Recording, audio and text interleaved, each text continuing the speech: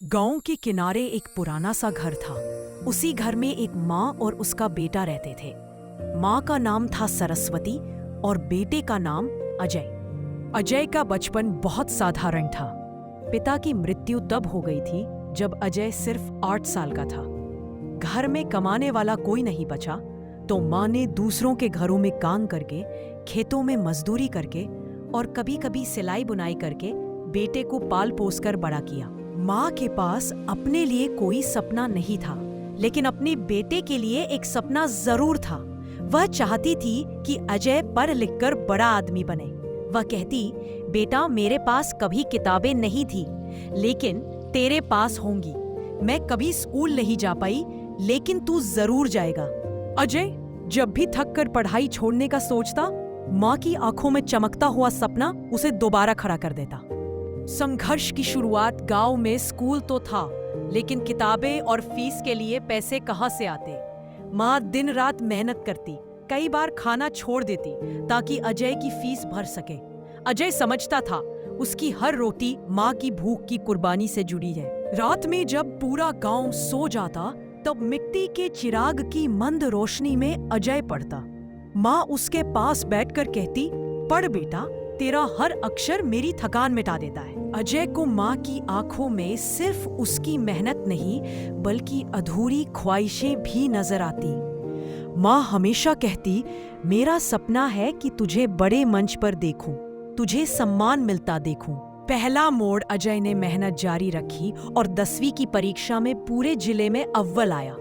माँ की आंखों में आंसू थे, पर ये आंसू थकान के नहीं, गर्व के थे।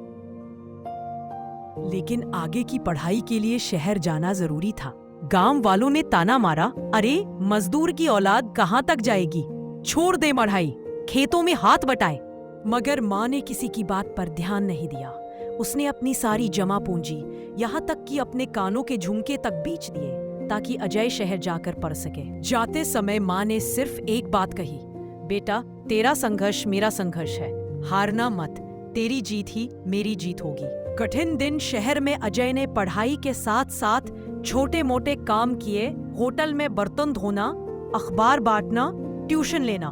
कभी कभी थक कर रो भी पड़ता, लेकिन हर बार माँ की आवाज कानों में गूंजती, पढ़ बेटा, एक दिन यही मेहनत तेरी तकदीर बदलेगी। कठिन दिन हर हफ्ते माँ का पत्र आता, जिसमें सिर्फ 2 पंक्तियां होती, मैं ठीक हूँ, तू बस मेहनत करता रह। और नीचे लिखा होता, तेरी माँ का सपना तेरे साथ है। कठिन दिन, सपना पूरा होने की राह, वक्त बीतता गया। अजय ने इंजीनियरिंग की पढ़ाई पूरी की और कॉलेज टॉपर बना।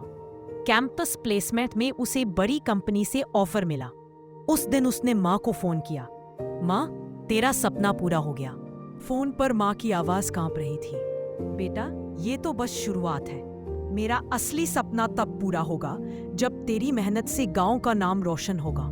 अंतिम मोड़, कुछ साल बाद अजय एक सफल इंजीनियर बन गया। उसने माँ को शहर बुला लिया, लेकिन माँ की तबीयत धीरे धीरे बिगड़ने लगी। एक दिन अस्पताल के बेड पर माँ ने अजय का हाथ पकड़कर कहा, बेटा मैंने तुझे कभी किताबें दिलाकर पढ़ाया, कभी भूख सहकर तेरे सपनों में रंग भरे। अब तू वादा कर कि अपनी सफलता सिर्फ अपने लिए नहीं, दूसरों के लिए भी इस्तेमाल करेगा।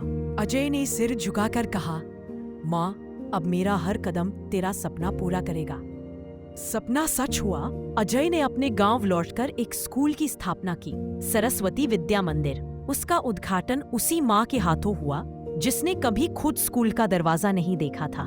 गांव के बच्चे अब किताबों से पढ़ने लगे। माँ की आंखों में चमक थी और अजय ने कहा, माँ अब तेरा सपना सिर्फ मेरा नहीं, पूरे गांव का है। संदेश, यह कहानी हमें सिखाती है कि माँ का सपना सिर्फ एक सपना नहीं होता, वह बेटे की जिंदगी की दिशा होता है। माँ की मेहनत और दुआएं अगर साथ हो तो कोई मुश्किल हमें रोक नहीं सकती।